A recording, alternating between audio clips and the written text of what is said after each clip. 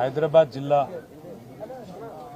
BRS party అధ్యక్షులు senior శాసనసభ్యులు Jubilee hills నియోజకవర్గం నుండి వరుసగా 3 సార్లు శాసనసభ్యుడిగా గెలుపొందడమే కాకుండా హైదరాబాద్ నగర అభివృద్ధిలో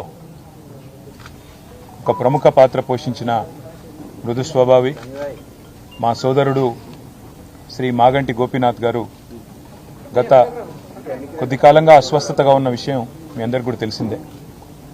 ఇవాళ ఉదయం వారు హాస్పిటల్లో మరి మృతి చెందిన విషయం కూడా మాకు ఉదయమే డాక్టర్ల ద్వారా తెలిసింది.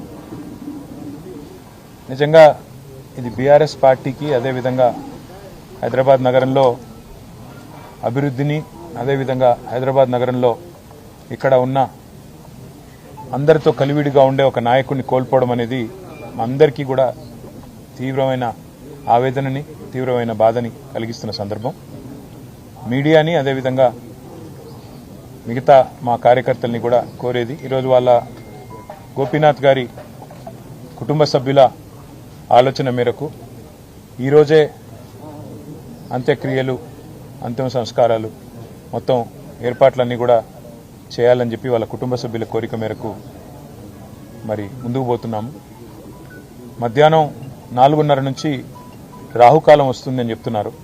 కాబట్టి ఆ రాహుకాలం కంటే ముందే అంతిమ కార్యక్రమాలన్నీ కూడా ఏర్పాటు చేయాలని చెప్పి కుటుంబ సభ్యుల కోరిక మేరకి జూబ్లీ హిల్స్లోని మహాప్రస్థానంలో మధ్యాహ్నం 3 నుంచి 4 గంటల మధ్యన ఈ కార్యక్రమం పూర్తవుతుంది. ఎవరైనా కార్యకర్తలు కానీ, నాయకులు కానీ, మిగతా వారి అభిమానులు కానీ